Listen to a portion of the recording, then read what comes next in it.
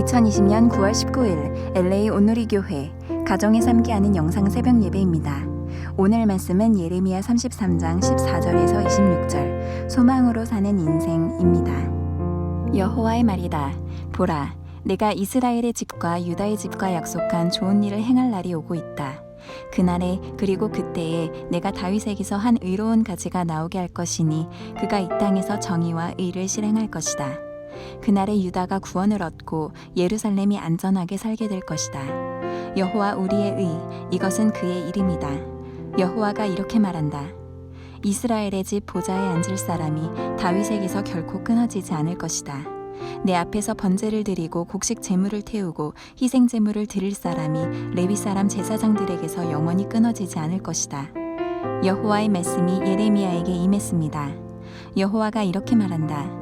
너희가 낮과 맺은 내 언약과 밤과 맺은 내 언약을 파기할 수 있어서 낮과 밤이 정해진 시간에 오지 못한다면 내가 내 종 다윗과 맺은 내 언약도 파기될 수 있을 것이고 그의 보좌에 앉아 다스릴 아들이 없을 것이다. 나를 섬기는 레위 사람 제사장들과 맺은 내 언약도 파기될 수 있을 것이다. 하늘의 별 무리들을 셀 수 없고 바다의 모래알을 측량할 수 없는 것처럼 내가 내 종 다윗의 자손과 나를 섬기는 레위 사람들을 번성하게 할 것이다.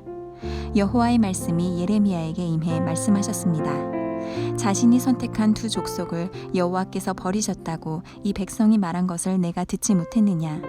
그들이 이렇게 내 백성을 경멸해 그들을 한 민족으로 더 이상 여기지 않는다. 여호와가 이렇게 말한다. 낮과 밤에 대한 내 언약이 흔들릴 수 없고 하늘과 땅에 대한 내 규례가 무너질 수 없는 것처럼 내가 야곱과 내 종 다윗의 자손을 버리지 않을 것이며 그 자손 가운데서 아브라함과 이삭과 야곱의 자손을 다스릴 사람을 선택할 것이다. 내가 그들의 포로들을 돌아오게 하고 그들을 긍휼히 여길 것이다. 할렐루야, 함께 하나님을 찬양하겠습니다. 주의 인자는 끝이 없고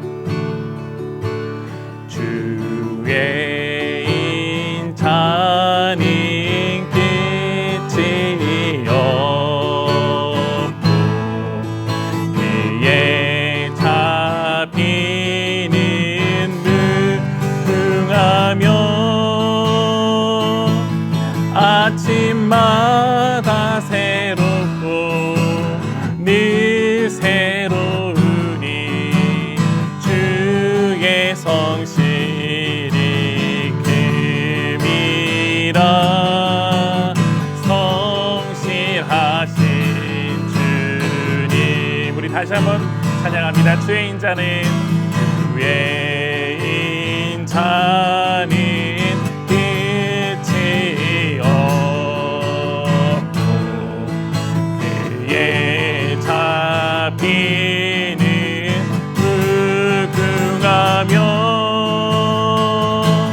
아침마다 새롭고 늘 새로우니 주의 성실이 큼이라. 성실하신 주님, 아침마다 새롭고 아침마다 새롭고 늘 새로우니 주의 성실이 큼이라. 성실하신 주님, 아멘. 할렐루야. 9월 19일 토요일입니다. 오늘도 함께 예배 자리에 나오신 모든 분들을 주님의 이름으로 축복하고 환영합니다. 소망으로 사는 인생이라는 제목으로 오늘 말씀을 전합니다. 제가 대학을 다니던 시절 캠퍼스에서 인기를 끌던 레저 활동이 있었습니다. 바로 외줄타기인데요. 나무와 나무 사이에 줄을 묶어서 그 위를 걷는 레저입니다. 전 아직까지도 왜 이런 액티비티가 인기를 끌었는지 이해는 되지는 않습니다만, 그래도 그 줄 위에 서서 균형을 잡고 걸어가는 친구들의 모습을 보면서 참 대단하다고 생각은 했던 것 같습니다. 그러던 어느 날 외줄타기를 즐겨하던 어느 동기한테 제가 한번 물어본 적이 있습니다. 줄 위에서 걷는 게 쉽지가 않을 텐데 비결이 무엇이냐? 어떻게 해야 너처럼 줄 위를 걷고 균형을 잡을 수 있는 것이냐? 이 질문에 그가 이렇게 답하더라고요. 외줄타기의 가장 중요한 것은 바로 시선이다. 내가 밟고 있는 줄을 확인한다고 시선이 아래로 향하는 순간 몸은 굽어지고 균형은 무너지게 돼 있다. 하지만 내가 내려다보지 않고 앞을 바라볼 때 내가 서 있는 곳이 아닌 내가 가고자 하는 목적지를 향해 내 시선이 고정될 때 그때 몸은 균형을 잡게 돼 있다. 이렇게 답하더라고요. 물론 줄 위를 걷는 것은 이렇게 말처럼 쉽지만은 않습니다. 하지만 이 원리를 기억하면서 꾸준히 연습을 한다면 언젠가는 그 줄 위를 걸을 수 있게 되겠지요. 성도 여러분, 우리는 이 외줄타기에서 인생의 중요한 원칙 한 가지를 발견하게 되는 것 같습니다. 외줄타기에서 시선이 중요한 것처럼 우리의 인생에서도 시선은 너무나도 중요하다는 사실입니다. 우리가 무엇을 바라보고 있는지, 우리의 시선이 어디를 향하고 있는지 이것이 우리의 생각과 관점을 결정하게 되지요. 우리의 생각과 관점은 이어서 인생의 고비 속에서 우리가 넘어질지 아니면 우뚝 서게 될지를 결정하게 됩니다. 이처럼 우리가 무엇을 바라보고 있는지가, 우리의 시선이 어디를 향하고 있는지가 너무나도 중요하다는 것을 우리는 기억할 필요가 있습니다. 이런 의미에서 성경에서는 우리가 과연 무엇을 바라봐야 할지, 인생에서 우리의 시선이 어디를 향해야 하는지 분명히 가르쳐주고 있습니다. 말씀에 적혀 있기를 크리스천은 예수님을 따르는 자들은 하나님의 약속을 바라보는 자들이 되어야 한다고 기록되어 있습니다. 지금 나의 형편, 나의 상황, 지금 나의 어려움, 그곳에 내 시선이 묶여 있는 것이 아니라 우리를 위한 하나님의 약속, 신실하신 하나님의 언약에 우리의 시선이 고정이 되어야 한다고 말씀하고 있다는 것이죠. 그리고 우리가 말씀에 따라 이런 믿음의 시선을 갖추게 될 때 우리는 소망으로 사는 인생을 경험하게 되는 것을 성경을 통해 확인할 수 있습니다. 성도 여러분, 가장 먼저 이 질문을 여쭈고자 하는데요. 오늘 나의 인생의 시선은 과연 어디를 향하고 있습니까? 오늘 나는 무엇을 바라보고 있는지요? 오늘 본문을 보시면 이스라엘을 위한 예레미야 선지자의 예언이 기록되어 있습니다. 우리가 지난 시간부터 계속 확인해 왔지만 이 당시 이스라엘은 큰 어려움을 겪고 있었지요. 이들의 반복되는 죄와 우상 숭배로 인해 하나님은 이스라엘을 심판하시기로 결심하셨고 그 결과 바벨론이라는 세력에게 나라는 멸망하고 맙니다. 그리고 이스라엘의 많은 인구가 바벨론의 땅에 포로로서 끌려가게 되었지요. 이 상황을 한번 이스라엘의 입장에서 한번 생각해 보셨으면 좋겠습니다. 이들에게는 집이 없고 나라가 없고 자유가 없습니다. 얼마나 절망적인 상황입니까? 하지만 이때 포로로 끌려간 이스라엘에게 하나님이 말씀하시는데 예레미야 선지자를 통해 이 약속을 선포하십니다. 바로 오늘 본문의 말씀인데요. 이 약속의 핵심 메시지라고 할 수 있는 14절, 15절 말씀 같이 읽도록 하겠습니다. 여호와의 말이다. 보라, 내가 이스라엘의 집과 유다의 집과 약속한 좋은 일을 행할 날이 오고 있다. 그날에 그리고 그때 내가 다윗에게서 한 의로운 가지가 나오게 할 것이니 그가 이 땅에서 정의와 의를 실행할 것이다. 아멘. 하나님은 이스라엘의 집과 유다의 집에 좋은 일이 이루어질 날이 오고 있다고 선포하십니다. 그리고 다윗의 혈통에서 정의와 의를 실행할 의로운 가지가 나오게 될 것이라고 말씀하십니다. 예수 그리스도를 지금 말씀하고 계신 것이죠. 이어 하나님이 약속하시기를 이스라엘이 70년 이후 다시 그들의 고향으로 돌아갈 것이며 이스라엘에게 참된 회복이 있을 것이라는 약속을 또한 하나님께서는 선포하십니다. 성도 여러분, 지금 하나님이 말씀하신 이 약속의 내용은 이스라엘로서 기대할 수 있는 최고의 축복들을 담고 있는 것이죠. 더 이상 바랄 것이 없을 정도로 놀라운 축복을 지금 약속받았습니다. 하지만 여기서 끝이 아니었습니다. 이어 오늘 본문에서 우리가 주목해야 되는 하나님의 또 다른 말씀이 있는데 바로 25절, 26절 말씀입니다. 같이 읽겠습니다. 여호와가 이렇게 말한다. 낮과 밤에 대한 내 언약이 흔들릴 수 없고 하늘과 땅에 대한 내 규례가 무너질 수 없는 것처럼 내가 야곱과 내 종 다윗의 자손을 버리지 않을 것이며 그 자손 가운데서 아브라함과 이삭과 야곱의 자손을 다스릴 사람을 선택할 것이다. 내가 그들의 포로들을 돌아오게 하고 그들을 긍휼히 여길 것이다. 이게 무슨 뜻입니까? 낮과 밤에 대한 하나님의 언약은 어떤 일이 있어도 낮에 해가 뜨는 것처럼 그리고 시간이 지나면 밤이 찾아오는 것처럼 하나님은 지금 이 약속을 절대적으로 지키시겠다라는, 무조건 이루시겠다라는 이 선포를 하신 것이죠. 여호와 하나님이 이렇게 선포하신 이상 이 약속은 절대적으로 이루어질 수밖에 없다는 것을 지금 이 예언을 통해서 이스라엘이 확인하게 된 것입니다. 지금 이 말씀에서 확인되는 바가 무엇입니까? 비록 지금 이스라엘은 어려운 순간 가운데 있지만, 지금 힘든 고비 가운데 있지만 결국 하나님이 약속하신 이상 이들은 두려워할 필요가 없고 다만 하나님의 때를 기다리며 소망으로 살기만 하면 된다는 것을 지금 말씀이 선포하고 있는 것이죠.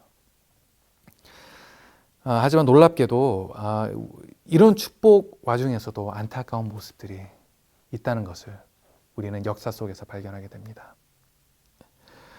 이런 위대한 약속이 주어졌지만, 이런 위대한 약속이 선포되었지만 놀랍게도 이스라엘 백성들 가운데 여전히 절망으로, 좌절로, 슬픔으로 사는 이들이 있었습니다. 충분히 소망으로 살아갈 수 있는 모든 조건들이 지금 약속 속에서 지금 선포되었지만 그 소망을 잃은 채 살아가는 자들이 있었다는 것이죠. 역사가 말하기를 이스라엘이 나중에 포로 생활이 풀리고 고향으로 돌아가게 되었을 때에도 이스라엘로 떠나지 못하고 바벨론에 머물러 있던 그런 자들을 기록하고 있습니다. 분명 하나님이 놀라운 약속을 말씀하셨지만 이 약속을 전혀 누리지 못하고 믿지 못하고 결국 바벨론의 포로로서 인생을 마감한 자들이 이들 가운데 있었다는 것입니다. 성도 여러분, 문제가 무엇이었습니까? 무엇 때문에 이들은 이런 비극적인 인생을 택하게 되었을까요? 하나님의 놀라운 약속이 주어졌지만 그 약속을 누리지 못했던 이유, 무엇이 문제였을까요? 간단합니다. 이들은 하나님의 약속을 바라보지 않고 그들의 현실을 보고 있었기 때문이죠. 이들의 시선이 하나님의 약속 대신 그들의 현재 형편, 그들의 상황, 그들의 현 주소를 바라보고만 있었기 때문에 소망으로 인생을 살지 못하였고 결국 바벨론의 포로로서 인생을 마감하게 되었던 것입니다. 하지만 반면에 하나님의 약속을 귀 기울여 듣고 하나님의 약속을 바라보기 시작했던 자들의 결말은 어떻습니까? 이들은 결국 이스라엘로 돌아가게 됩니다. 그곳에서 성전을 재건합니다. 이들이 아니었더라도 이들의 자손들은 다시 약속된 땅에서 하나님의 축복을 누리게 됩니다. 하나님의 백성으로 회복이 되었죠. 그리고 하나님의 축복을 누리는 인생을 살 수 있었습니다. 성도 여러분, 여기서 발견되는 이 극과 극의 두 부류의 사람을 관찰할 필요가 있습니다. 한 부류는 소망으로 살고 하나님의 약속을 누리게 되었지요. 하지만 다른 부류는 좌절과 슬픔으로 살고 결국 비극적인 끝을 맞이하게 되었습니다. 그런데 이 두 그룹의 사람들 사이에서 차이점은 오로지 한 가지뿐이라는 것이죠. 한 부류는 하나님의 약속의 시선을 두었고 다른 부류는 그들의 형편에 시선을 두었다는 점입니다. 이 한 가지 때문에 한쪽은 소망으로 인생을 살게 되었고 다른 쪽은 절망으로 인생을 마무리했다는 것입니다. 사랑하는 성도 여러분, 다시 말씀드리지만 우리의 인생에 있어 시선이란 너무나도 중요합니다. 시선이 우리의 결말을 결정합니다. 성도 여러분, 우리는 무엇을 바라보고 있습니까? 성경에서는 우리 믿는 자들은 하나님의 약속을 바라봐야 한다고 말씀하고 있습니다. 이스라엘 위한 하나님의 약속이 있었던 것처럼 오늘 우리를 향해서도 하나님은 약속을 하셨지요. 그리고 십자가를 통해 예수 그리스도의 보혈을 통해 우리는 이 약속의 증표를 받게 되었습니다. 우리가 하나님의 자녀가 되었고 하나님이 우리의 아버지가 되신다는 사실, 하나님이 우리와 함께 하시고 우리를 보호하시고 붙들고 계신다는 사실, 우리가 예수 그리스도를 구주로 영접한 이상 우리에게는 구원이 보장되어 있다는 이 사실, 이런 놀라운 약속들이 우리에게 있다는 것입니다. 성도 여러분, 우리는 이 약속들을 바라보며 인생을 살아가고 있습니까? 아니면 혹시 이 약속들을 잊은 채 우리의 현재의 형편과 어려움에 시선이 묶여 소망을 잃은 채 살아가고 있는지요? 사랑하는 성도 여러분, 소망으로 사는 인생의 비결 단 한 가지뿐입니다. 바로 하나님의 약속을 바라보는 일. 우리의 시선이 하나님의 약속을 향한 이상 우리는 흔들릴 수 없는 소망으로 살게 되어 있습니다. 다시 한 번 더 여쭙겠습니다. 성도 여러분, 우리는 오늘 무엇을 바라보고 있습니까? 나의 시선은 무엇을 향해 고정이 되어 있는지요? 때로는 우리의 시선이 하나님의 약속에서 벗어나 나의 형편, 나의 상황을 바라볼 때가 있습니다. 때로는 우리가 하나님의 약속에서 시선이 벗어나 내가 섬기는 우상, 나의 죄, 나의 실패에 고정이 되어 있을 수도 있습니다. 하지만 한 가지 분명한 것은 우리의 시선은 하나님의 약속을 바라봐야 한다는 사실. 말씀을 마무리하면 이런 격려와 도전을 드리고자 합니다. 성도 여러분, 이제 하나님의 약속을 기억하시고 하나님의 약속을 바라보십시오. 하나님은 우리에게 이런 놀라운 약속을 이루시기 위해, 허락하시기 위해 독생자 예수 그리스도를 이 땅에 보내셨고 주님은 우리를 위하여 십자가에 못 박혀 돌아가셨습니다. 갈보리 십자가 예수 그리스도의 보혈이 묻은 이상 주님의 약속은 절대적으로 이루어집니다. 다만 우리가 이 약속을 바라보고 믿고 이 약속을 우리의 목표로 삼아 살아야 할 뿐이지요. 그러지 못하는 이상 우리는 이 놀라운 약속을 누리지 못합니다. 이제 더 이상 내려다보는 나를 향한, 나의 형편을 향한 시선이 아닌 하나님의 약속을 바라보는, 눈을 들어 하나님을 바라보는 그런 시선을 갖는 저와 여러분들이 되기를 이 시간 축복합니다. 하나님의 약속을 바라보면서 소망으로 살아가는 저와 여러분들이 되시기를 축복합니다. 주님의 약속을 바라보는 인생이 바로 소망으로 사는 인생입니다. 이제 소망으로 살아가는 저와 여러분들이 되시기를, 하나님의 약속으로 시선이 고정된 저와 여러분들이 되시기를 이 시간 예수 그리스도 이름으로 축복하고 축원합니다. 우리 같이 함께 기도하겠습니다. 성령 하나님, 내 안에 일하시고 내 안에 역사하시는 하나님, 주님, 이 시간 우리의 시선을 붙들어 주시고 주님의 약속을 바라볼 수 있도록 저희를 도와주시옵소서. 저희가 믿음이 약해 하나님의 약속을 잊고 시선을 돌려 내 자신을 바라보고 내 형편에 시선이 묶이고 내 우상을 바라보고 있는 우리의 모습들을 발견하게 됩니다. 주님, 저희를 강건케 하여 주시고 이제는 믿음의 눈으로 주님을 바라보게 하여 주시고 하나님의 약속을 바라보게 하여 주시고 그 약속을 이루시기 위해 그 피 묻은 그 갈보리 십자가, 그것을 우리가 바라보게 하여 주시옵소서.